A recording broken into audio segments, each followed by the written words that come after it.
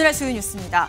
대법원이 내일 있을 이재명 더불어민주당 대선 후보의 공직선거법 상고심 선고를 TV로 생중계하도록 허용했습니다. 더불어민주당의 윤여준 강금실 전 장관과 이석연 전 법제처장을 이 보수 진보 인사를 아우르는 용광로 선대위로 공식 출범했습니다.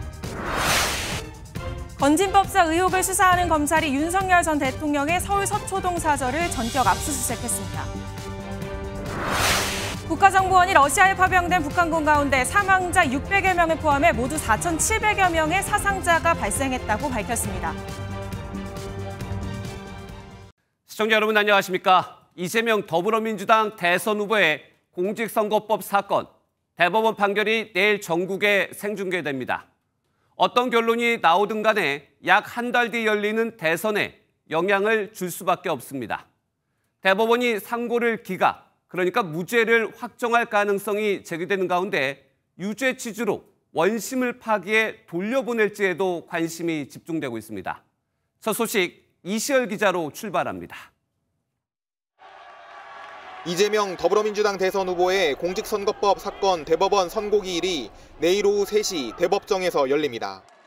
앞선 2심에서 무죄가 선고된 지 36일, 전원합의체로 사건이 넘어간 지 9일 만입니다. 이번 전원합의체 선고는 재판장인 조희대 대법원장을 포함한 12명의 대법관이 각자 제시한 의견 중 7명 이상 과반이 동의한 의견으로 결론나게 됩니다. 대법관들은 지난 24일 열린 두 번째 합의기일에서 모두 의견 표명을 마쳤고 즉시 판결문 작성에 들어간 것으로 알려졌습니다. 대법원이 내릴 수 있는 판단은 상고기각과 파기환송, 파기자판 총 3가지입니다. 이례적으로 빠른 심리 속도에 기각 가능성이 크다는 전망부터 2심으로 돌려보내는 파기환송, 대법원이 직접 선고하는 파기자판 가능성도 열려 있다는 다양한 해석이 나오고 있습니다. 이번 재판을 가를 쟁점은 크게 2가지입니다. 지난 2021년 이 후보가 고 김문기 성남도시개발공사 1처장에 대해 몰랐다고 한 것과 백현동 용도 변경 과정에서 국토부의 협박이 있었다는 등 허위 사실을 공표한 혐의입니다. 1심은 혐의를 모두 인정해 징역 1년에 집행유예 2년을, 반면 2심은 모두 무죄를 선고했습니다. 내일 선고는 재판장인 조 대법원장이 사실관계와 법률상 쟁점, 다른 의견이 있는 경우 그 요지를 모두 설명하고 마지막에 주문을 선고하는 방식으로 진행됩니다. 대법원 결정에 따라 이재명 후보의 정치적 명운이 갈릴 것으로 보이는데 선고 과정도 TV로 생중계됩니다. MBN 뉴스 이시열입니다. 내일 대법원에서는 이재명 후보의 모습을 볼 수가 없습니다. 재판에 출석하지 않기로 했는데 오늘 국회 법사위에서는 양당이 정반대의 주장을 펼치며 사법부를 압박했습니다. 정태웅 기자가 이어갑니다. 이재명 민주당 대선 후보 측은 이번 상고심 선고에 불출석한다고 밝혔습니다. 이 후보는 법대로 하지 않겠냐는 짧은 입장만 남긴 가운데 법사위에서는 무죄를 확신하는 민주당 의원들의 발언이 줄을 이었습니다. 9일 만에 내용을 뒤집고 유죄 취지의 판결을 한다는 것은 물리적으로, 시간적으로 불가능한 것 같다. 결과를 떠나 이례적으로 빨리 잡힌 선고 일정에 대한 비판도 이어졌습니다. 민주주의의 시간인데 대법원이 갑자기 확 끼어들어 버린 겁니다. 대법원이 지금 정치 한복판으로 끼어들었다라는 것에 대한 비판을. 국민의힘도 내용은 달랐지만 사법부에 대한 불만을 숨기지 않았습니다. 1심과 정반대로 나온 2심 무죄 판결을 지적하며 대법원에서의 공정 판단을 거듭 촉구했습니다. 1심 판결에서 그분들은 그러면 바보라, 그리고 유죄 판결을 내렸냐 이거죠. 이해할 수 없는 판결이 나오니까 온 국민들이 지금 사법부가 정치화되었다. 민주당 의원이 원심 판결이 확정될 것이라는 분위기를 전한 것과 관련해 민주당과 내통하는 것 아니냐는 지적도 나왔습니다. 야당 의원한테 흘림으로써 앞으로 줄서기 한 거 아닌가, 저는 그런 의심이 드는 거예요. 법원행정처는 이 같은 의혹 제기가 모두 기우라며 일축했지만 양당은 서로 다른 주장을 하며 막판까지 대법원을 압박했습니다. MBN 뉴스 정태웅입니다. 대법원 선고와 별개로 이재명 후보는 오늘 선거대책위원회를 출범했습니다. 국민 통합을 내세우며 윤여준, 이석연 등 보수 원로들뿐만 아니라 노무현, 문재인 정부 인사들도 함께하며 모두를 녹이는 용광로 선대위를 구성했습니다. 강용호 기자가 보도합니다. 이제부터 진정한 국민 통합의 시작을 시작하겠습니다. 이재명 민주당 후보 선거대책위원회가 통합을 최우선 가치로 내걸고 출범했습니다. 지지자들의 환호 속에 연단에 선 이 후보는 지난 3년간 우리는 너무 많은 것을 잃었다면서 국민 통합 이외에도 내란 극복과 경제 회복 등 세 가지를 국민에게 약속했습니다. 또 국민이 새로운 변화를 요구하고 있다고 강조한 이 후보는 진짜 대한민국을 만들어 보답하겠다는 포부도 밝혔습니다. 우리 함께 34일 후인 2025년 6월 3일 반드시 승리해서 내일은 오늘보다 나은 희망 있는 나라 꼭 만들겠습니다. 이 후보의 통합 의지가 반영된 이번 선대위 구성엔 보수 원로들의 전진 배치가 눈에 띕니다.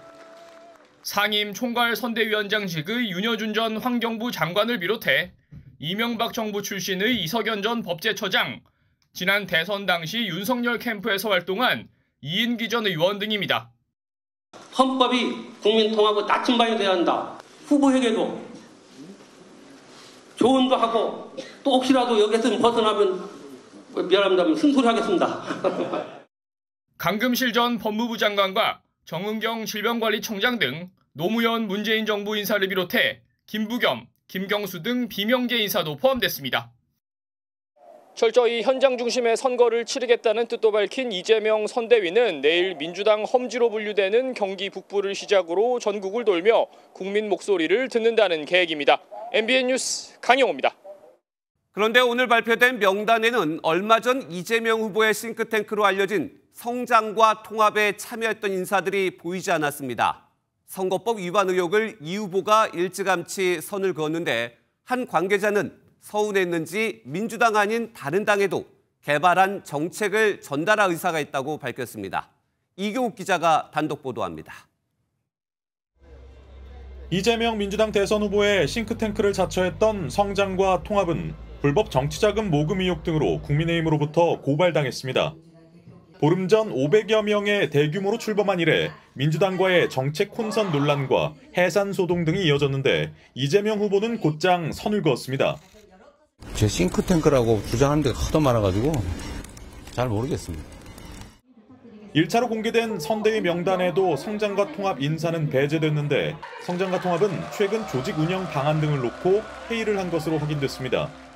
한 관계자는 MBN에 선거법 리스크가 해소될 때까지 조직을 다시 개편하고 있다면서 선거철 급조됐다 해체되는 떴다 방식의 싱크탱크와는 차별화하기로 했다고 전했습니다. 자리에 연연하기보다는 긴 호흡으로 한국 사회를 위해 할 수 있는 일을 고민해 나가겠다는 겁니다. 그러면서 개발한 정책을 이재명 후보로 한정하지 않고 각 정당 후보에 제공하는 것을 검토하고 있다고 밝혔습니다. 이런 가운데 이재명 후보는 국민들의 목소리를 정책으로 만들겠다며 퇴근길 직장인과의 간담회를 시작으로 경청 캠페인에 시동을 걸었습니다. MBN 뉴스 이규옥입니다. 네, 첫 발을 뗀 민주당 선대위 국회팀 표선우 기자와 이야기 나눠보겠습니다. 표 기자, 앞서 리포트에서 봤는데 상징적인 보수 인사들 좀 눈에 많이 띄어요. 네, 이게 지난 대선 당시 이재명 선대위랑 비교를 해보면 차이가 네. 확연히 두드러집니다. 그래요? 그 당시에는 경선 경쟁자들을 설득하고 합류시키는 데 공을 좀 많이 들였습니다. 네. 당내 원팀 만든다는 기조에서요. 대표적으로 이낙연, 박용진, 김두관 캠프가 있었죠. 이번엔 통합의 방향이 밖으로도 향했습니다. 네. 지도부에 물어봤더니요. 중도 보수를 끌어안는 데 초점을 두고 인사를 영입했다면서 지금은 당 안에서만의 통합은 의미가 없다고 설명하더라고요. 네. 또 추가 인사들 합류 가능성도 열어놨는데 지난해 개혁신당에 입당했던 문병호 전 의원 등이 거론되고 있습니다. 네. 그런데 선대위 직책을 좀 봤는데 총괄 선대위원장, 공동 선대위원장 합쳐서 위원장만 22명이에요. 어떻게 다른 겁니까?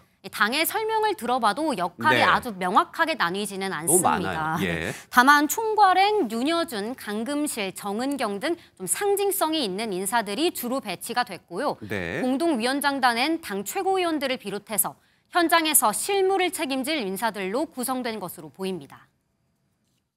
미래가 굉장히 불안해서 가만히 있을 수만은 없었습니다. 저는 정치인이 아니지만 굉장히 무거운 마음으로 선대위에 참여하기로 했습니다. 특히 보수 책사 윤여준 전 장관은 당연직인 박찬대 당대표 직무대행과 투탑으로 총괄 중에서도 상임선대위원장을 맡았는데요. 네. 이재명 후보의 실용주의 중도 확장 의지가 이번 인선에도 보여졌다는 평가가 나옵니다. 네. 아무튼 총괄 선대위원장 중에서 총괄 상임선대위원장이 가장 높은 자리인 것 같습니다. 보수 인사에 또 영입에 힘을 줬는데 이건 아무래도 대구 경북 지역의 표심을 자극했다, 중도 확장이다 이렇게 해석이 되고 있죠. 네, 실제로 제가 이번 선대위에 합류한 한 보수 인사에게 직접 물어봤습니다. 네. 그랬더니 당에서 제의를 할 때부터 구체적으로 대구를 좀 맡아달라고 부탁했다고 예. 하더라고요. 해당 인사 지난 대선 때 대구에서 20%대였던 민주당 득표율 이번엔 10%포인트 이상 더 오를 것이라면서 의지를 드러내기도 했습니다. 이 민주당 이번 대선을 당세 확장의 기회로도 여기는 모습입니다. 당세 확장의 기회로도 엿보고 있다. 네. 또 하나 이재명 선대위가 통합 다음으로 강조한 것이 현장성과 경청이에요. 그러니까 다가가서 많이 듣겠다 이런 자세겠죠? 네, 아무리 유리한 국면이라도 이번에 네. 좀 안주하지 말자 이런 기류가 강합니다. 예. 그래서 지역보다 더 작은 단위, 골목의 목소리를 듣겠다고 내세웠는데요. 이미 있는 시도당 외에도 골목 선대위를 만들어서 최고위원들을 각각 배치하는 동시에 네. 여의도에 머물지 말라, 여의도 경계령도 내렸습니다. 실무본부장 외에는 여의도에 남아있지 않을 것입니다. 후보께서는 경청버스를 타고 전국을 누비게 될 것입니다. 경청한 의견을 정책으로 만들고 백서화해. 또 민주당은 투표율이 곧 득표율이라고 보고 네. 지역구별로 투표율을 최대한 끌어올리자는 의견을 내부 회의에서 나눴는데요. 선거 후엔 이런 현장성 점수를 개별 성적표로 만들어서 지역구 현역 의원들의 추후 의원 평가에도 반영한다는 계획입니다. 여의도에 있지 말고 골목을 많이 갈수록 점수가 좀 많이 나오겠네요. 네. 인수위가 없기 때문에 이러한 정책들이 이재명 후보가 승리한 다음에 정책으로도 바로 반영이 될 수 있다 이런 얘기도 나오던데요. 네, 일단 이재명 후보는 강원과 경북 등 보수 텃밭부터 공략을 합니다. 네. 앞서 말씀드린 대로 대도시보다도 시군구 단위의 행보를 예고하면서 구석구석 민심을 듣는다는 기조도 이어갈 예정인데요. 네. 말씀하신 것처럼 보수 인사들을 대거 영입한 만큼 정책도 영향을 받을 거란 해석이 나옵니다.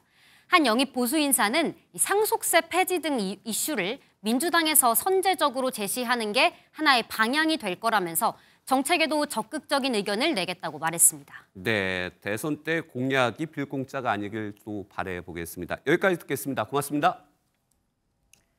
네, 국민의힘은 사흘 뒤 최종 후보를 결정하는데 한덕수 대통령 권한대행이 여전히 최대 변수죠. 한 대행은 내일 사퇴하고 모레 국회에서 대선 출마 선언을 할 거란 관측이 유력합니다. 실제 한 대행은 이낙연 새미래민주당 상임고문에게 전화를 걸어 회동을 제안하며 사실상 대권 행보에 나섰고 측근들도 캠프 사무실을 계약한 것으로 알려졌습니다. 먼저 김세희 기자의 보도입니다. 나경원 국민의힘 의원이 대선 경선 때 사용하던 여의도 사무실입니다. 한덕수 대통령 권한대행의 출마가 초읽기에 들어가면서 실무진은 이곳을 넘겨받아 선거 캠프로 사용하기로 결정한 것으로 전해집니다. 또 한 대행은 빅텐트 참여 여부에 관심이 쏠리는 이낙연 새미래민주당 상임 고문에게 전화를 걸어 회동을 제안한 것으로 알려졌습니다. 한 대행은 내일 오후 퇴임한 뒤 모레 출마 선언을 할 것으로 전망됩니다. 한 대행은 퇴임을 앞두고 국정 전반에 걸쳐 마무리 수순에 들어갔습니다. 한 대행은 방한한 존 펠란 미국 해군성 장관과 접견했습니다. 이 자리에서 우리나라 업체의 성공적인 미국 함정 유지 보수 정비로 양국 조선 분야 협력이 강화되길 기대한다고 말했습니다. 또 중소기업인들과 만나 그동안 공을 들였던 규제 혁신을 다시 한번 강조했습니다. 규제 혁신이 성과를 창출하기 위해서는 정부와 민간이 합심하여 갈등을 극복하고 합리적 해법을 도출할 때까지 끊임없이 소통하는 노력이 필요합니다. 한 대행은 내일 마지막으로 외교통일국방장관과 국정원장이 모인 안보관계장관 회의를 주재할 것으로 알려졌습니다. 사퇴 직전까지 안보를 챙기겠다는 의지로 해석됩니다. MBN 뉴스 김세희입니다. 김문수, 한동훈 두 후보는 어제 한덕수 대통령 권한대행과의 단일화 질문에 즉답을 피했는데 온도차가 감지됩니다. 김 후보는 한 대행과 함께 가야 한다고 했고 한 후보는 경선에 힘을 빼는 것이라며 불쾌감을 드러냈죠. 이 단일화를 둘러싼 두 후보의 입장, 정태진 기자가 취재했습니다. 국민의힘 대선 경선 결선의 핵심 변수가 된 한덕수 대행과의 단일화 문제. 최종인 김문수, 한동훈 후보는 입장차를 보였습니다. 제일 먼저 한덕수 단일화의 문을 열어둔 김문수 후보는 빠른 시일 안에 만나겠다며 뭉치면 살고 흩어지면 죽는다고 말할 것이라고 밝혔습니다. 입당해서 경선을 빨리 하는 게 어떠냐. 2인에다가 플러스 3 하자 이런 것도 하나의 안도 있을 수 있고 또 원래 우리 당 경선을 마친 다음에 마지막 또 하자. 김문수 후보가 확정이 되고 나면 한덕수 총리에게 당의 대통령 후보로서 함께 하자고 제안을 하는. 반면 한동훈 후보는 최종 후보가 되면 어떤 세력과도 힘을 합칠 것이라면서도 경선 김빼기라 일축했습니다. 단일화 얘기 자꾸 얘기할 필요가 없습니다. 그건 패배주의입니다. 갑자기 원샷 경선을 마지막에 이 결선을 앞두고 한다? 그걸 누가 상식적이라고 하겠습니까? 한동훈 후보 측은 한 대행의 출마가 노욕이라며 비난했습니다. 갑자기 또 대선에 나온다는 것은 저는 노욕이다. 당내에서는 한덕수 대행과의 단일화 마지노선을 대선 후보 등록 마감일인 다음 달 11일로 보고 있습니다. 이날을 넘기면 한 대행은 무소속으로 출마할 수밖에 없어 국민의힘 기호 2번을 받지 못합니다. MBN 뉴스 정태진입니다. 그런가 하면 국민의힘 대선 경선에서 탈락한 홍준표 후보 캠프 출신 인사 상당수가 김문수 후보 지지를 선언했습니다. 1차 경선에서 컷오프된 나경원 의원도 김 후보 지지 의사를 밝혔는데요. 정계 은퇴에 이어 탈당까지 선언한 홍준표 전 대구시장은 침묵을 지켰습니다. 김도형 기자입니다. 김문수 국민의힘 대선 예비 후보가 본격적인 새 확장에 돌입했습니다. 홍준표 후보 캠프에 있던 현역 의원을 비롯한 핵심 인사들이 김문수 후보 지지를 선언했습니다. 국회의원 4분, 저를 비롯해서 김대식, 백종원, 그다음에 김희상 의원, 김문수 후보를 지지하는 것으로 이 자리에 뜻을 모아서 함께했습니다. 대선 경선에서 탈락한 뒤 침묵을 지켜오던 나경원 의원도 김문수 후보를 돕겠다고 공식 선언했습니다. 빅텐트를 만들어주실 후보로서는 김문수 후보가 적임자라는 생각에 오늘 지지 선언하게 되었습니다. 마지막 1대1 경선을 앞두고 홍준표 전 시장을 향한 후보들의 구애도 이어지고 있습니다. 홍준표 후보한테 어제도 글을 하나 올렸습니다만은 제가 전화를 계속 드리는데 전화가 꺼져 있고 사모님도 잘 안 되고 이래서 다양한 방식으로 접촉을 하고 확인을 하고 공감대를 형성해 가고 있는 걸로 알고 있습니다. 탈당계를 제출한 홍 전 시장은 침묵을 지키고 있습니다. 홍 전 시장은 SNS에 경선 결과를 보고 더 정치를 계속하다간 추해지겠다는 생각이 들었다며 평온한 나날을 보내고자 한다고 밝혔습니다. 경선에 탈락한 안철수 의원도 특정 후보에 대한 지지 의사를 밝히지 않고 경선 결과를 끝까지 지켜볼 예정입니다. MBN 뉴스 김도형입니다. 보신 것처럼 김문수 후보 지지 선언이 잇따르는 가운데 이명박 정부 당시 핵심 실세가 김 후보를 지원하고 있는 것으로 확인됐습니다. 앞서 이 전 대통령은 보수 정당이 위기를 맞고 있다며 당의 단합을 거듭 강조한 바 있죠.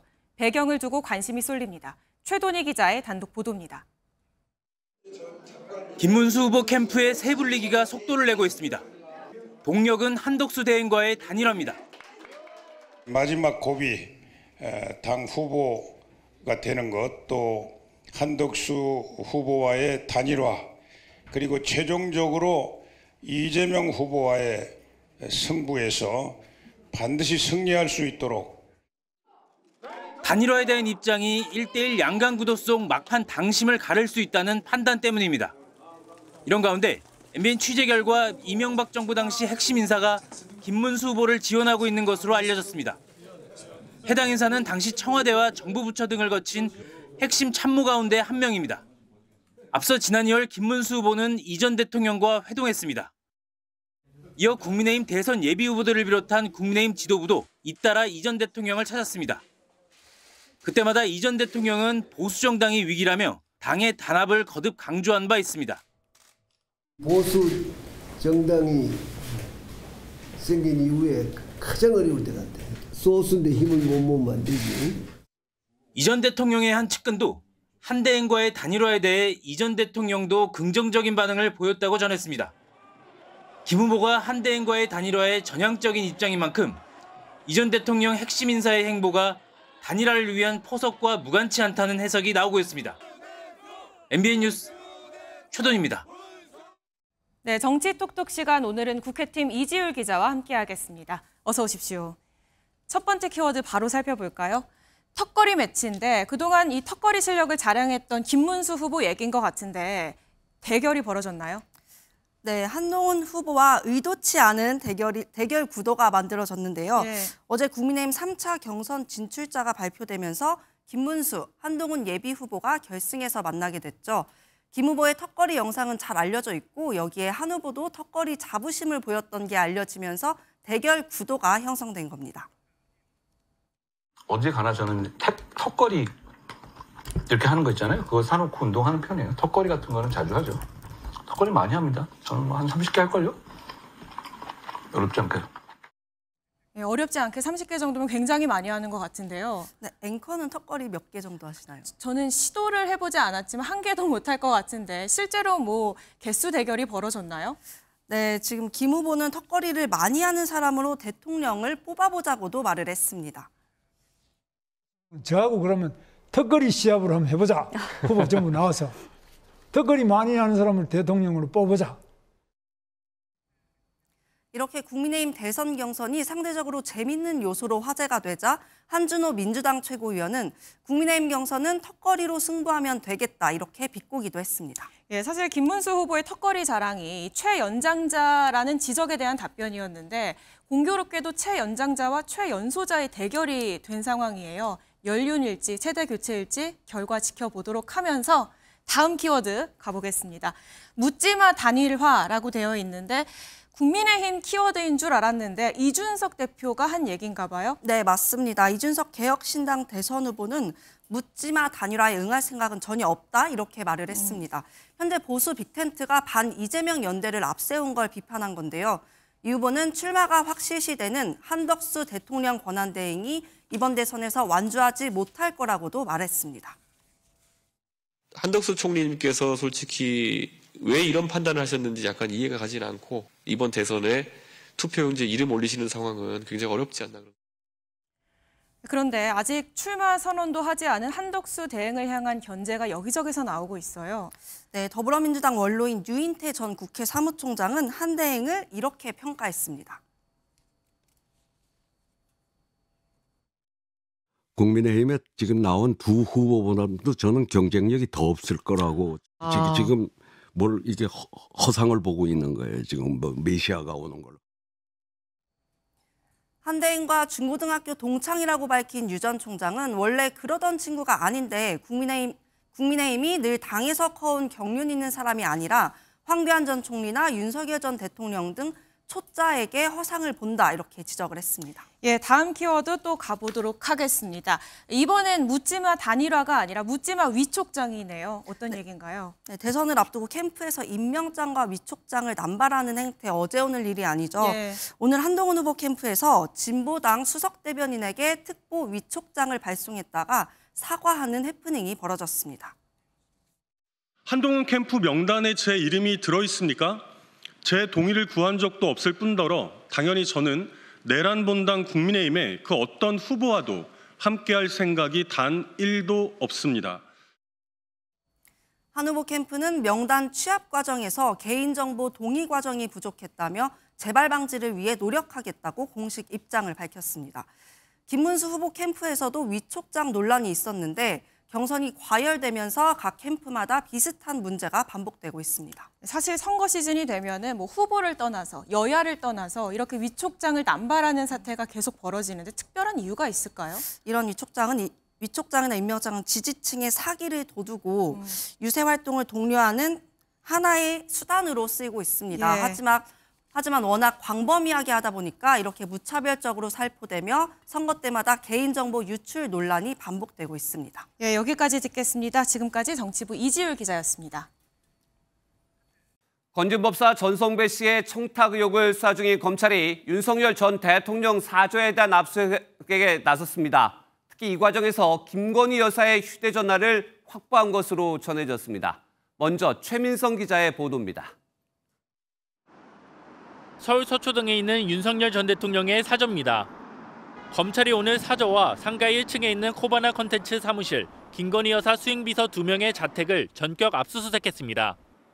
무속인인 건진법사 전성배 씨의 청탁금지법 위반 혐의를 확인하기 위한 건데 김 여사의 휴대전화도 확보했습니다.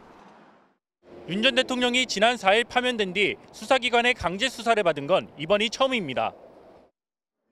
의혹의 핵심은 통일교 전 세계본부장인 윤모 씨가 캄보디아 사업과 관련해 정부의 공적개발 원조 사업을 지원받기 위해 전 씨를 통해 윤 전 대통령 부부에게 청탁을 했느냐는 겁니다. 검찰은 윤 씨가 전 씨에게 김 여사 선물 명목으로 6천만 원 상당의 다이아몬드 목걸이와 고가의 가방을 전달한 정황을 포착한 것으로 전해졌습니다. 제가 3월 22일 날 대통령을 뵀습니다. 1시간 녹대를 했습니다. 많은 얘기가 있었습니다. 다만 전 씨는 목걸이와 가방이 김 여사에게 전달되지 않았다는 취지로 진술한 것으로 알려졌습니다. 이번 압수수색에서 김 여사는 참고인 신분인 것으로 확인됐는데 검찰은 확보한 자료 등을 토대로 피의자 신분으로 전환할지 여부를 결정할 것으로 보입니다. MBN 뉴스 최민성입니다. 건진법사 외에도 명태균 게이트를 수사 중인 검찰이 조만간 김건희 여사를 불러 조사할 것으로 보입니다. 검찰은 어제와 오늘 명태균 씨를 불러 조사했는데 그 다음 대상인 김 여사를 대선 기간에 소환할지도 관심입니다. 이어서 이혁재 기자의 보도입니다. 김건희 여사를 둘러싼 검찰 수사는 현재 3갈래로 진행되고 있습니다. 건진법사로 알려진 무속인 연루 의혹, 국민의힘 공천 과정에 개입했다는 의혹, 그리고 도이치모터스 주가 조작 사건 재수사 등입니다. 검찰은 건진법사와 관련한 사저 압수수색과 동시에 명태균 씨를 이틀째 소환해 조사를 벌였습니다. 2020년 11월 3일 날 김정희 위원장을 만납니다. 그러면서 제가 서울에 생활을 하게 되는 겁니다. 그러니까 그런 사람이 뭐가 있는지 저도 방송 보고 알았어요. 검찰 안팎에서는 명태균 게이트 수사팀이 관련자 조사를 마무리하는 대로 김 여사를 직접 불러 조사할 것이란 관측이 우세합니다. 다른 사건들에 비해 수사 진도가 가장 많이 나가 있기 때문입니다. 이제 관심은 검찰이 김 여사를 대선 전에 소환할지로 향하고 있습니다. 대선을 앞두고 소환할 경우 자칫 선거 개입 논란이 불거질 수 있기 때문입니다. 소환 방식 역시 관심입니다. 앞서 도이치모터스 사건 수사 당시 검찰은 김 여사를 제3의 장소에서 조사해 특혜를 줬다는 비판을 받았습니다. 검찰은 이번엔 검찰청에 출석시키는 방향으로 방침을 정한 것으로 알려졌는데 김 여사가 포토라인에 설지는 아직 미지수입니다. MBN 뉴스 이혁재입니다. 지금부터는 최근 러시아의 북한군 파병이 공식화되면서 빠르게 가까워진 북러 관계와 한반도 영향을 전해드립니다. 우리 정보당국은 현재까지 북한군 사망자 600여 명을 포함해 사상자가 4,700여 명에 이를 것으로 추산했습니다. 먼저 조유로 기자가 보도합니다. 비공개로 진행된 국회 정보위 간담회에서 국가정보원은 러시아에 파병된 북한군 가운데 사상자가 4,700명에 달한다고 밝혔습니다. 이 가운데 사망자는 600여 명으로 추산됩니다. 현지에서 파병을 한 이후에 가족들한테 전달하는 것이 파악되고 있습니다. 북한은 두 차례에 걸쳐 15,000명 규모의 군을 파병하면서 러시아의 쿠르스크 탈환에 조력해온 것으로 확인됐습니다. 3차 파병은 아직까지 가시적인 움직임은 없지만 가능성은 존재하는 것으로 파악됐습니다. 과거에 파병을 공식화한 문건을 통해 추가 지원을 시사한 데다 특수전 훈련도 강화하고 있기 때문이라고 국정원은 설명했습니다. 또 국정원은 참전 기간이 길어지며 북한군의 전투력이 향상된 것으로 평가했습니다. 참전 6개월이 지나면서 초반에 미숙함이 줄어들고 무인기 등 신형 무기, 장비 사용에 익숙해지면서 전투력이 상당히 향상된 것으로 분석되고 있습니다. 다만 파병의 장기화로 북한군 내에 과음과 절도 등 현지에서의 일탈 행위도 보고된 것으로 확인됐습니다. 우크라이나가 생포한 북한군 포로의 송환 문제에 대해선 구체적인 논의나 협상이 있다는 보고는 일절 없었다고 전했습니다.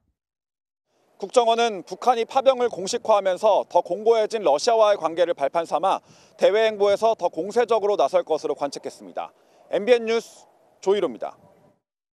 러시아는 북한군의 실제 전투 영상까지 공개했습니다. 러시아와 북한의 밀착을 싫어하는 미국의 비판에도 북한군 열병식 참가 가능성까지 언급했습니다. 전투까지 참가하는 혈맹 과시로 보이는데 우리에게는 우려스러운 장면입니다. 이어서 이한나 기자입니다. 북한군 병사들이 폐허가 된 건물 사이에서 러시아군과 함께 표적을 향해 사격을 가합니다.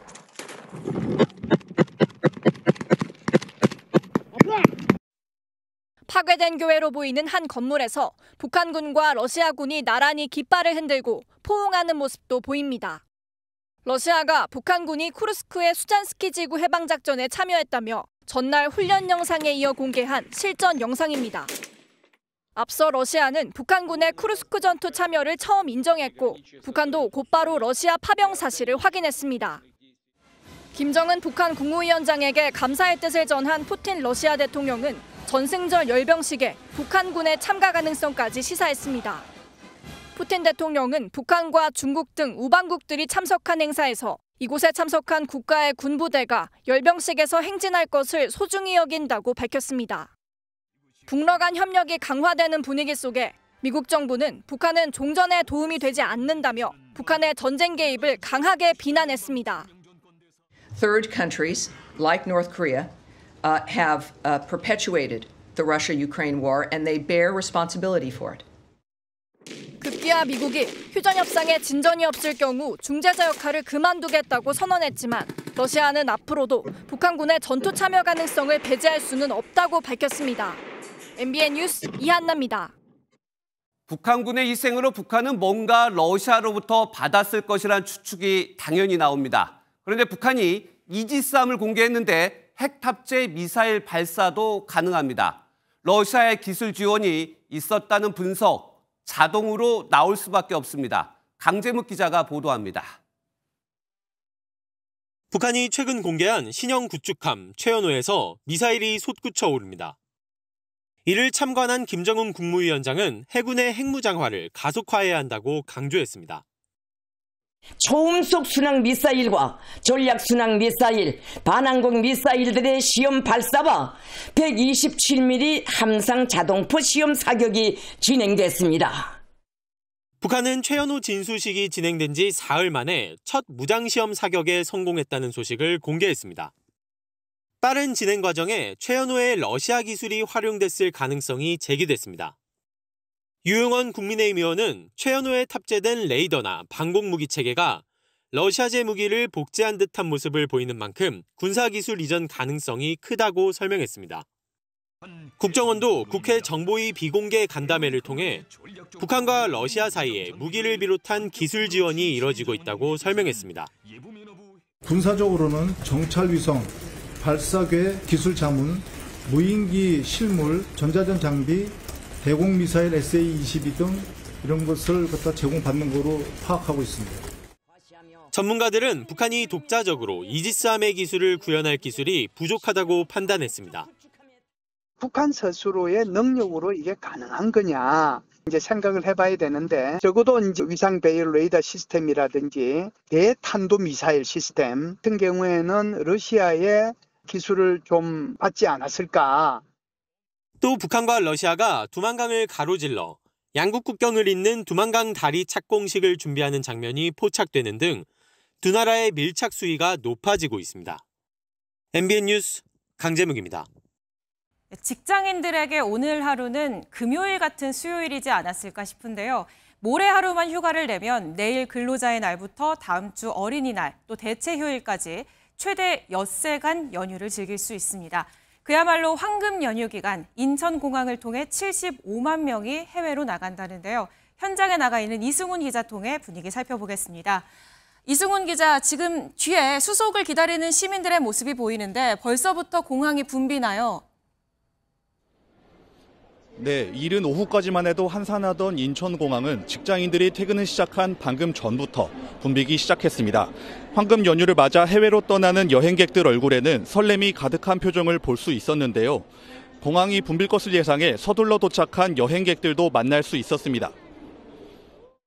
항공사 측에서도 미리 좀 혼잡이 예상된다고 안내 문자도 오기도 했고, 그래서 미리 4시간 반 전에 도착해서 좀. 네, 저 어머님 칠순 기념으로 호주 여행 기획해가지고 가려고 지금 또 가족들과 같은 여행도 처음이어가지고 즐겁게 다녀올 것 같습니다. 인천공항 측은 오늘부터 연휴가 끝나는 다음 달 6일까지 일주일간 총 148만 명, 하루 평균 21만 명이 공항을 이용할 것으로 내다봤는데 이는 지난 설에 버금가는 수치입니다. 절반인 75만 명 정도가 이번 연휴에 해외로 나가는 겁니다. 국내선까지 포함하면 전국 공항 이용객은 280만 명에 이를 전망입니다. 이에 따라 공항들은 수속장 운영 시간과 인력을 늘리고 주차 공간을 추가로 확보하는 등 인파 관리에 힘쓸 방침입니다. 여행객들은 공항 내 SK텔레콤의 유심 교환 대기자가 많은 점과 보조 배터리의 기내 반입 절차가 추가된 점을 감안하셔야 할 것 같습니다. 지금까지 인천국제공항에서 MBN 뉴스 이승훈입니다. 공정을 최우선 가치로 삼아야 할 선관위가 고위직 자녀들을 특혜 채용하는 등 특혜의 온상이었다는 소식 여러 차례 전해드렸는데요. 선관위가 특혜 채용 의혹이 제기된 직원 8명의 임용을 취소했습니다. 채용 과정에서 업무를 부적정하게 처리한 직원 16명에 대해서도 징계 처분을 내렸습니다. 전정인 기자의 보도입니다. 지난 2023년 3월 중앙선거관리위원회 박찬진 사무총장과 송봉섭 사무차장은 자녀 특혜 채용 문제가 불거지자 자진 사퇴했습니다. 하지만 정작 특혜 채용 의혹의 당사자들은 이후에도 계속 근무를 이어와 여론의 질타를 받았습니다. 지금 따님 사퇴시킬 의향이 있으십니까? 자진 사퇴시킬 의향이 있으십니까? 없으십니까? 그럼 본인의 의사... 따님 사직서 내게 해줄 겁니까? 제가 결정한 문제는 본인 의사. 중앙선관위는 오늘 박 전 총장과 송 전 차장 등 특혜 채용 의혹이 제기된 선관위 고위직 간부 자녀 8명에 대해 임용을 취소했습니다. 다만 임용 취소 절차가 진행 중인 다른 2명에 대해서는 수사 결과에 따라 추후 결정하기로 했습니다. 선관위는 당초 이들의 임용을 취소할 법 적용이 어렵다고 했지만 지난달 인사혁신처로부터 비위 행위로 채용된 경우 임용 취소가 가능하다는 유권 해석을 받으면서 본격적인 절차에 착수했습니다. 이 과정에서 업무를 부적정하게 처리한 선관위 직원 16명도 징계 처분을 받았는데 6명은 파면 등 중징계를, 10명은 감봉 등 경징계를 받았습니다. 선관위는 국민 눈높이에 맞는 도덕성을 갖춘 헌법기관으로 거듭나기 위한 자정의 노력을 끊임없이 할 예정이라고 밝혔습니다. MBN 뉴스 전정인입니다. 해킹을 당한 SK텔레콤이 유심 무상 교체를 시작한 지 사흘째. 재고 부족으로 인한 불편과 불안은 여전히 이용자들의 몫입니다. 차라리 통신사를 옮기는 게 빠르겠다는 반응도 나오지만 문제는 통신사 계약 기간이 남은 경우겠죠. 오늘 국회에 출석한 유영상 SK텔레콤 대표는 역대 최악의 해킹 사고라는 지적에 동의하면서도 통신사 이동 고객들의 위약금을 면제해주라는 요구엔 확답을 피했습니다. 민지숙 기자입니다. 국회에 나온 SK텔레콤 유영상 대표는 이번 해킹 사고에 대한 전면적인 피해 보상을 약속했습니다. 최대한 거의 100% 보상하시겠다. 예, 보상도 하고 방지를 하겠습니다. 복제 문제로서 문제가 생기면 저희가 다 책임지겠습니다. 의원들은 해킹 사고 이후 통신사를 옮기는 고객들의 위약금까지 귀책 사유가 있는 SKT가 책임져야 한다고 요구했습니다. 약관에 이렇게 SKT의 귀책 사유로 해지할 경우 위약금 납부 의무가 면제된다. 유영상 대표 뭘 더 검토하실 거예요? 말하세요. 뭘 더 검토하냐고요? 예, 종합적인 좀 검토를 하겠습니다. 무슨 종합적인? 이 규약 SKT 규약 아닙니까? 답하세요. 제가 지금 바로 판단할 수 있는 상황은 잠깐만요. 같습니다. 예. 국회 과방위는 최태원 SK그룹 회장을 추가 증인으로 채택했습니다. 현장에선 유심 교체와 관련해 연일 혼란이 이어지고 있습니다. 일부 대리점에서 기기 변경 고객을 위한 유심은 따로 빼두고 교체용은 없다며 실랑이가 벌어졌습니다. 있긴 있어요. 근데 그건 대비용, 기상용, 예비용. 고객 제품들을 위해서 가지고 있는 거지. 선생님들 영업하시는데 필요한 유심을 왜 피해 입은 고객들이 대신 양보해줘야 되냐고요. 우리한테 어쨌든 득이 되시는 분들이고. KT와 LG U+가 유심 공급을 지원하겠다고 밝힌 가운데 SKT는 5월과 6월 각각 유심 500만 개씩을 추가 공급한다는 계획입니다. MBN 뉴스 민지숙입니다. 트럼프 미국 대통령의 장남 도널드 트럼프 주니어가 경제계 인사들과 릴레이 면담을 가졌습니다. 1박 2일 빠듯한 일정에도 이번 면담이 성사된 건 15년 가까이 이어진 정용진 신세계 회장과의 인연에서 비롯됐습니다. 유승호 기자가 보도합니다. 도널드 트럼프 주니어가 방한 2일차인 오늘 이른 아침부터 철저한 보안 속에 경제계 인사들과 잇따라 만났습니다. 하나그룹 삼형제와 CJ 이재현 회장, 롯데, 네이버, KB금융 회장 등을 잇따라 만나 조성과 AI, 글로벌 진출 등에 대한 협력 방안을 모색했습니다. 이번 방안은 평소 트럼프 주니어와 친분이 두터운 정용진 신세계그룹 회장의 초청에서 비롯됐습니다. 두 사람은 지난 2010년 매일경제와 MBN이 주최한 세계지식 포럼에서 당시 연사와 참석자로 처음 인연을 맺은 것으로 알려졌습니다.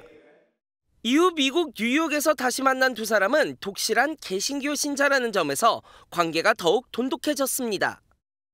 I definitely tried to get out of it, but the hospitality, YJ, and everyone showed us the last time when we were here in April was so good that I could not say no. 트럼프 주니어는 최근 최고급 사교 클럽을 출범시키며 트럼프 행정부와 각국 재계 인사들의 소통 창구 역할을 하고 있습니다. 이번 릴레이 면담이 거세지는 미국 통상 압박 속 눈에 띄는 성과로 이어질지 관심이 쏠리는 이유입니다. 트럼프 주니어는 숨가빴던 1박 2일의 방한 일정을 마치고 오늘 밤 미국으로 돌아갈 예정입니다. MBN 뉴스 유승호입니다. 서울 시내버스 노사 협상이 결렬되자 노조가 오늘 하루 경고성 준법 투쟁에 나섰습니다. 우려했던 총파업이 아니라 출근길 대란은 없었지만 일부 시민은 불편을 호소했습니다. 박은채 기자가 현장에 다녀왔습니다. 이른 아침부터 출근길에 나선 시민들로 버스 환승센터가 북적입니다. 준법 투쟁을 알리는 안전운행 팻말을 단 버스가 속도를 줄인 채 달립니다. 오늘 새벽 2시까지 9시간가량 이어온 최종 교섭이 결렬되자 노조는 첫 차부터 연착을 유도하는 준법 투쟁에 들어갔습니다. 좀 늦어진 것 같긴 해요. 한 5분, 10분 정도. 네. 버스 도착 시간도 한 5분 정도 늦어진 것 같고 오늘 나올 때 알아가지고. 파업은 아니라서 그냥 버스로 결정을 했는데 좀 많이 늦어져서 좀 불안한 상태입니다. 25개 자치구에서는 승객 분산을 위해 지하철역으로 연결되는 임시버스를 배치했습니다. 준법 투쟁으로 인한 불편에 대비해 각 구청별로 출근길 무료 셔틀버스를 운행했는데요. 저도 함께 타보겠습니다. 색강역 1번 출구 정류장입니다. 내리실 분들은 미리 준비해 주세요. 상여금을 통상임금에 포함할지 기본급 8.2%를 인상할지 등이 노사 간 쟁점입니다. 내일부터 노조는 정상 운행을 하면서 연휴 기간 교섭을 이어간다는 계획입니다. 준법 운행하다가 잘 안 되면 또 파업으로 바로 들어갈 수도 있고 전국적으로 동시다발로 파업을 할까. 협상이 결렬되면 노조는 다음 달 8일 전국 지역 대표자 회의에서 파업 여부를 결정할 방침입니다. MBN 뉴스 박은채입니다. 대중교통 에티켓은 기본이지만 중국에선 종종 눈살을 찌푸리는 일이 벌어집니다. 열차 좌석에 발을 올리거나 담배를 피고 출발을 막는 일도 있는데요. 내일부터 노동절 연휴인 중국은 1억 5천 명이 열차를 이용할 예정인데 진상 승객을 만날까 걱정하는 목소리가 벌써 나옵니다. 베이징 김한준 특파원입니다. 한 승객이 앞좌석에 발을 올린 채 앉아 있습니다. 얼굴 바로 앞에 발이 있지만 아무 말 못하는 애꿎은 여성도 보입니다.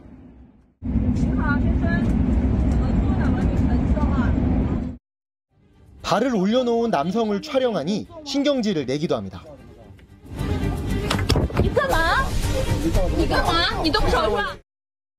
중국 고속열차의 진상 승객들 모습인데 이 정도는 애교에 속할 정도로 엄청난 민폐 손님도 적지 않습니다. 담배를 피우다가 적발돼도 적반하장이고 남의 자리에 앉았으니 일어나라고 하는 보안 요원을 때리기까지 합니다. 일행이 오지 않았다며 열차의 출발을 방해하는 일도 종종 발생하는데 직원이 이런 승객을 끌어내면 그나마 다행입니다.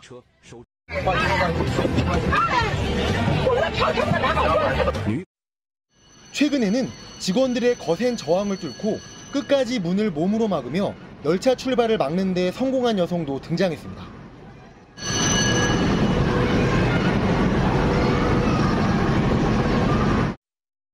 노동절 연휴를 앞두고 1억 5천만 명의 열차 이용이 예상되자 철도 당국은 민폐 손님을 막으려고 홍보 영상까지 만들었습니다. 情节较重的处5日以上10日以下拘留，可以并处500元以下罚。 막무가내 진상 손님에 대한 더 강력한 처벌을 원하는 목소리가 중국 내에서도 나오고 있습니다. 베이징에서 MBN 뉴스 김한준입니다. 세계 최대 온라인 쇼핑몰 아마존이 일부 상품 가격 옆에 관세를 따로 표시하는 방안을 검토했습니다. 하지만 즉각 철회했는데 트럼프 미국 대통령의 전화 한 통화 이후였습니다. 이유가 무엇인지 워싱턴 강영구 특파원이 전해드립니다. 아마존은 시험적으로 일부 상품 가격 옆에 관세 항목을 별도 표시하는 방안을 내부적으로 검토했습니다. 실제 적용됐다면 트럼프 정부의 대중국 압박 카드였던 관세가 미국 소비자 가격에 직접 반영되는 구조인 셈입니다. 이 소식이 전해지자 백악관은 적대적 행위라며 아마존을 강하게 비판했습니다. This is a hostile and political act by Amazon. It's not a surprise because, as Reuters recently wrote, Amazon has partnered with a Chinese propaganda arm. 트럼프 대통령도 창업자 제프 베이조스에게 직접 전화를 걸어 불만을 표출했다고 미 언론은 전했습니다. Great. Jeff Bezos was very nice. He was terrific. He solved the problem very quickly. And he did the right thing and he's a good guy. 아마존은 해당 시도는 앞으로도 실현되지 않을 것이라며 곧바로 철회했습니다. 앞서 베이조스는 트럼프 취임식에 100만 달러를 기부하고 맨 앞줄에 초대받았지만 이번 사안으로 관계가 다시 냉각될 것으로 보입니다. 미중 관세 전쟁이 계속되는 가운데 물가 상승은 미국 소비자들에게 예민하게 다가오고 있습니다. 워싱턴에서 MBN 뉴스 강영구입니다. 올해부터 대학 입시에 학교 폭력 가해 기록이 의무적으로 반영되면서 학생들 간의 싸움이 법적 다툼으로 확산하고 있습니다. 특히 싸우고 나서 먼저 신고해야 승기를 잡을 수 있다는 얘기까지 나오는데 누가 부추기는 걸까요? 안타까운 학교 현장 안병수 기자가 취재했습니다. 지난해 한 초등학교와 중학교에서 각각 열린 학교폭력위원회 기록입니다. 동급생에게 저지른 성추행과 교제폭력 사안인데 두 건 모두 경찰 신고까지 이어졌습니다. 한 초등생이 연루된 이 학교폭력위원회와 관련 소송 자료들입니다. 이 단건인데도 상당한 분량의 서류들이 복잡한 형사소송 못지 않습니다. 내년도 대학 입시부터 학폭 가해 사실이 감점 요인으로 반영돼 어떻게든 학폭 인정을 피하려는 교내 싸움이 치열해졌다는 분석입니다. 대인 문제까지 걸려있다 보니 맞대응해서 학교폭력을 신고하는 경우가 더욱 많아지고 있습니다. 재작년 학폭위 심의 건수는 2만 3천 건인데 앞으로 폭증할 가능성도 제기됩니다. 실제 학교 현장에는 내가 먼저 신고해야 승기를 잡는다는 인식도 퍼져 있습니다. 학생도 선생님도 그러고 다들 하시는 얘기가 그거예요. 먼저 신고하면 그 사람이 무조건 우위래요. 억울한 케이스가 많은 거 안다. 1년에 항소가 몇 건씩 몇십 건씩. 교육당국은 제5차 학교폭력 예방 기본계획을 발표하며 과열된 분위기 진화에 나섰습니다. 초등학교 1, 2학년의 경우 학폭 심의를 유예하는 대신 관계 회복을 지원하기로 한 겁니다. 이런 중재 시도가 무분별한 신고전을 줄이고 학폭 감소에 효과적일 거란 의견도 제시됩니다. 피해 학생에 대한 확실한 보호 조치가 필요하고 또 경우에 따라서는 처벌보다는 또 학생 간 관계 회복에 중점을 두고 해결해 나가는 그런 시스템 구축이 필요합니다. 교육부는 학생 간 갈등을 교육적으로 해결할 수 있는 환경을 만들어 나가겠다고 밝혔습니다. MBN 뉴스 안병수입니다. 학생들에게 더욱 심각한 곳은 따로 있는데 바로 온라인입니다. 미성년자에게 성범죄를 저지른 가해자는 대부분 채팅 앱과 SNS로 접촉해 범행을 저질렀습니다. 강세영 기자가 실태를 알아봤습니다. 성착취물 제작 및 배포 혐의예요. 성착취물 제작 범죄 조직 자경단의 총책 김록환을 체포하는 모습입니다. 자경단은 미성년자까지 범행 대상으로 삼았습니다. 실제로 피해자 지원센터를 찾는 아동과 청소년은 늘고 있는데 지적장애 청소년에게 범행을 저지른 사례도 있습니다.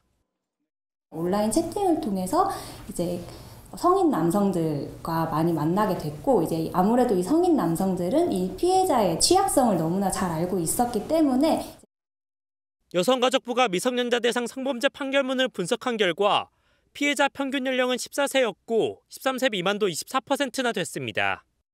성폭력이 가장 많았고 디지털 성범죄가 뒤를 이었습니다. 가해자는 가족이나 친척을 제외한 지인이 상당수를 차지했습니다. 피해자 중 36%는 가해자와 SNS나 채팅 앱으로 대화를 나누며 알게 됐습니다.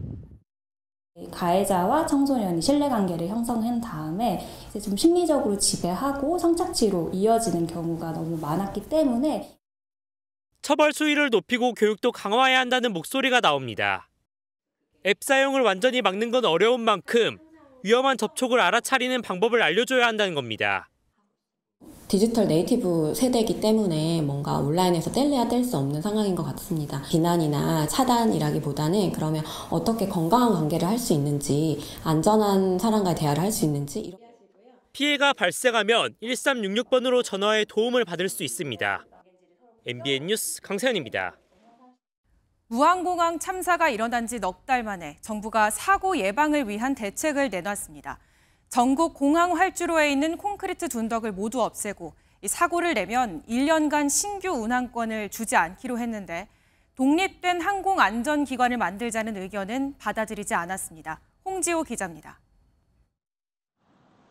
무안공항 사고가 179명이 숨지는 대형 참사로 이어진 데는 둔덕으로 불리는 활주로 끝 콘크리트 구조물이 주요 원인으로 지목됐습니다. 정부는 전국 공항에 있는 둔덕을 모두 없애고 로컬라이저 시설도 부러지기 쉬운 재질로 바꾸기로 했습니다. 콘크리트 둔덕이 있는 4개 공항을 비롯해 위험성이 있는 제주 등 3곳의 로컬라이저를 올해부터 전면 교체합니다. 조류 충돌을 막기 위한 조치도 강화됩니다. 전국 각 공항에는 조류 탐지 레이더가 들어오는데 이곳 청주공항 같은 민군 겸용공항은 관계기관과의 협의를 거쳐 도입 방안이 결정됩니다. 열화상 카메라나 음파 발생기 같은 장비도 도입되고 예방 인력 기준도 최소 4명으로 늘어납니다. 또 사망 사고가 발생한 항공사는 1년간 유럽과 중국 등으로의 운항을 늘릴 수 없게 했습니다. 사망자가 발생한 항공사고를 일으킨 항공사는 1년간 운수권 배분 대상에서 제외하고 안전 확보를 위해 노력하는 항공사는 인센티브를 받을 수. 정부는 다만 항공안전청 등 별도의 독립기관 신설은 셀프 조사 논란에도 추가 검토가 필요하다며 포함시키지 않았습니다. MBN 뉴스 홍지호입니다. 삼성전자가 올해 1분기 역대 최대 분기 매출을 기록했습니다. 하지만 미국발 관세 정책 등 시장 불확실성이 높은 만큼 2분기 상황은 녹록지 않을 전망입니다. 정예린 기자입니다. 삼성전자가 올 1분기 매출 79조 1,405억 원, 영업이익 6조 6,853억 원을 기록했습니다. 종전 최대인 지난해 3분기 매출을 넘어 분기 최대 매출을 올린 겁니다. 특히 AI를 앞세워 갤럭시 시리즈 중 가장 빨리 100만 대 판매를 돌파한 갤럭시 S25가 실적을 이끌었습니다. 반도체 부문은 시장 예상과는 달리 선방했습니다. AI 서버를 비롯해 스마트폰과 PC용 메모리 반도체의 출하량이 높아졌습니다. 다만 고대역폭 메모리 HBM 판매가 줄며 메모리 매출은 17% 감소했습니다. 삼성전자는 앞으로 HBM 최신 제품 연구 개발을 강화한다는 방침입니다. HBM4의 경우에는 고객사 과제 일정에 맞춰 기존 계획과 같이 하반기 양산 목표로 개발을 진행하고 있으며 하지만 앞으로가 문제입니다. 미국 트럼프 정부의 관세 정책을 비롯해 시장 불확실성이 커지고 있기 때문입니다. 이제 원가나 그런 부분이 올라가면서 마진 압박이 하나가 있고요. 관세가 좀 장기화되면은 소비자들이 이제 IT 제품을 수요를 지연시킬 가능성이 있는 거죠. 이에 삼성전자는 글로벌 제조 거점을 활용해 일부 물량의 생산지 이전 등으로 관세 영향을 최소화할 예정입니다. 삼성전자는 1분기에만 9조 원의 연구개발비를 투자했는데 앞으로도 AI와 로봇 등 신사업을 활용한 지속적인 성장을 추진할 방침입니다. MBN 뉴스 정예린입니다. 세계적인 K-팝 스타 지드래곤의 소속사가 기존의 연예기획사가 아닌 AI 기업인 걸 알고 계셨나요? 미디어 기술 발전과 함께 세계로 뻗어나간 한류가 AI 등 최첨단 기술과 결합해 엔터테크로 외연을 확장하고 있습니다. 심가연 기자입니다. 초록빛 잎 하나가 날아와 빈자리를 메우자 완성된 꽃이 거대한 돔을 가득 채웁니다. 문이 열리며 흩날리는 꽃들 사이로 익숙한 아티스트가 모습을 드러냅니다. K-팝 아티스트 최초이자 아시아권 통틀어 최초로 스피어돔을 수놓은 가수 지드래곤입니다. AI, 메타버스 등 최첨단 기술로 구현된 이번 미디어 아트는 원 스피릿, 원 팀을 주제로 지드래곤이 직접 기획에 참여했습니다. AI를 활용해 뮤직비디오를 제작하고 지난 3월 콘서트에서는 로봇계와 드론을 활용한 퍼포먼스를 선보인 지드래곤. 음악과 기술을 잇는 일을 꾸준히 이어오며 카이스트와 손잡고 음원을 우주로 송출하는 프로젝트도 추진했습니다. 누군가에게 보내놓으면 떠돌다가 누군가에게 또 닿을 수도 있다는 그런 좀 기대, 희망, 설레임이 가장 크고 엔터테인먼트의 첨단 기술을 접목하는 시도는 산업의 새로운 패러다임으로 자리 잡았습니다. 엔터테크는 이제 단순한 기술이 아니라 공연예술의 미래 언어라고 할 수 있는데요. 전 세계와 동시에 소통하는 새로운 예술 형식으로 진화하고 있다고 할 수 있습니다. 기술을 등에 업은 한류가 열어갈 새로운 무대에 전 세계에 이목이 쏠리고 있습니다. MBN 뉴스 심가현입니다. 5월의 첫날인 내일은 고온 건조함을 해소시켜줄 단비 소식이 있습니다. 오전에 수도권 등 서쪽 지역부터 비가 시작돼 오후에는 전국으로 확대되겠고요. 밤에 대부분 그치겠습니다. 비의 양은 수도권에 최고 50에서 60mm, 그 밖의 대부분 지역에도 10에서 40mm의 비가 흠뻑 내리겠고요. 한때 시간당 10에서 20mm씩 강하게 쏟아질 수 있겠습니다. 또 벼락이 치거나 쌀락 우박이 떨어지는 곳도 있겠습니다. 비와 함께 전국적으로 바람도 강하게 불 텐데요. 특히 서해안과 강원 산지, 제주에는 초속 20에서 25m 이상의 매우 강한 바람이 예상됩니다. 내일 기온도 크게 낮아지겠습니다. 중부지방 서울의 낮 기온 18도로 오늘보다 8도가량 낮겠고요. 남부지방도 대구의 낮 기온 23도, 광주와 울산은 22도로 오늘보다 3도에서 6도가량 낮겠습니다. 당분간 낮 기온은 평년보다 낮겠고요. 다가오는 토요일에도 전국에 비가 내릴 전망입니다. 날씨였습니다.